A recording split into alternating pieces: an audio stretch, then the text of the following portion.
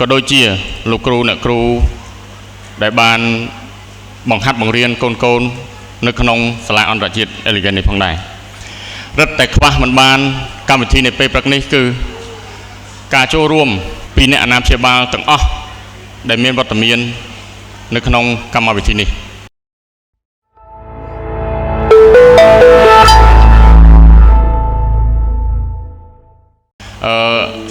ខ្ញុំ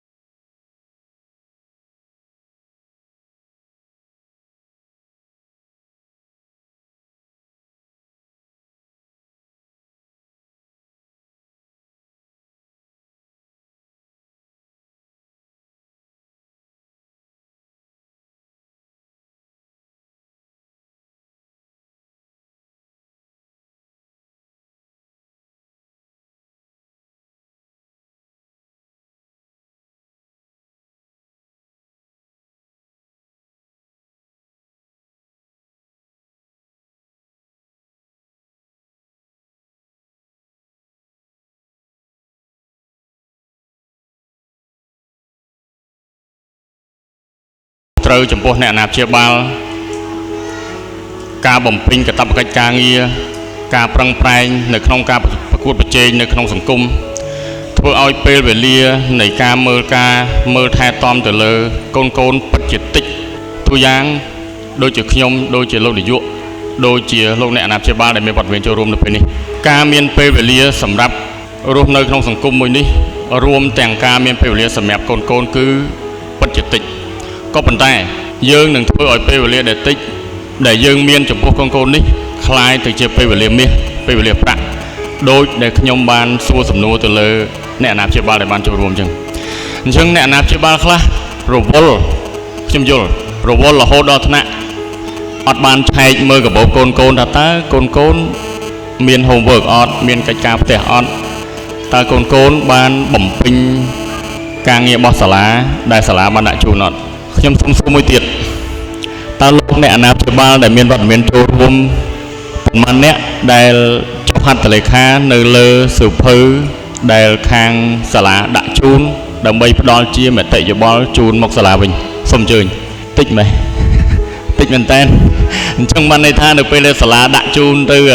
នៅលើសៀវភៅដែលបញ្ចេញមតិយោបល់ត្រឡប់មកវិញលោកអ្នកអាណាព្យាបាលខ្លះអត់បានសូវអានទេមែនទេបាទតង់ចំណុចមួយនេះគឺជាអ្វីដែលខ្វះមិនបានក៏ដូចជាការចូលរួមបន្ថែមពិតមែនតែភាពជោគជ័យមួយចំនួនដែលសាលា Elegant ទទួលបានក្នុងថ្ងៃនេះប៉ុន្តែវានៅតែខ្វះមិនបាននៅការចូលរួមបន្ថែម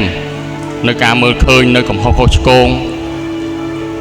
នៅការតម្រង់ទិសមួយចំនួនពីអ្នកអាណាព្យាបាលដែលបានមើលឃើញខ្ញុំផ្ទាល់ក៏ដូចជាលោកនាយកនិងគណៈគ្រប់គ្រងនៃសាលាទាំងអស់ស្វាគមន៍រីករាយនឹងទទួលយកនៅការតិទៀនការតម្រង់ទិសការចូលរួមយោបល់ផ្សេងៗពីលោកអ្នកអាណាព្យាបាល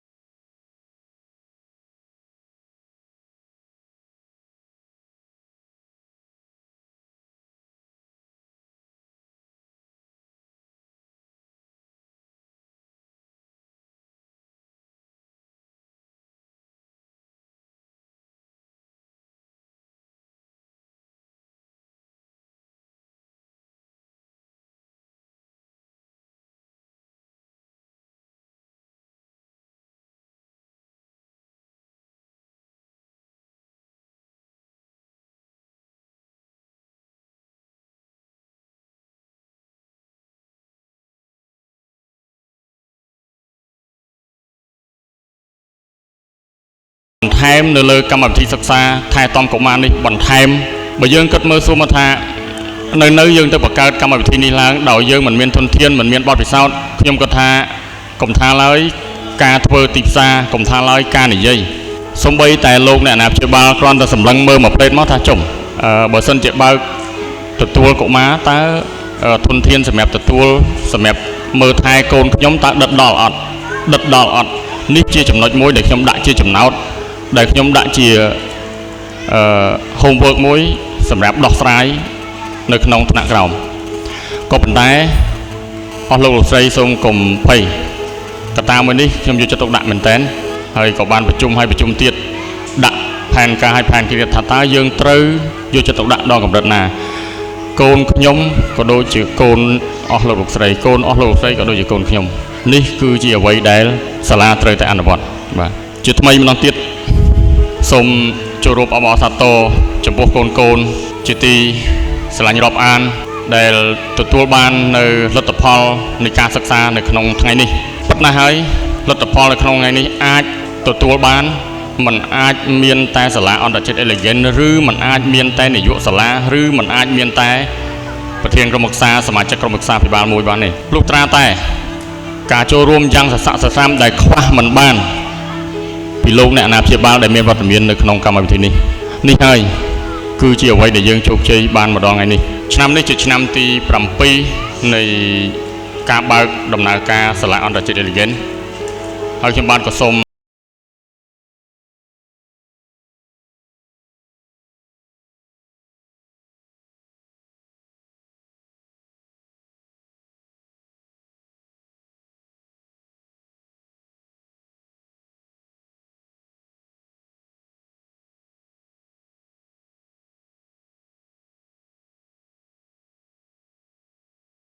បន្ថែមបន្តិចទៀតតាមពិតទៅកម្មវិធីសិក្សាភាសាអន្តរជាតិពីដើមឡើយនៅពេលដែលយើងខ្ញុំបើកដំបូងយើងអត់បានបញ្ចូលកម្មវិធីភាសាខ្មែរចូលទៅក្នុងហ្នឹងទេក្រោយពី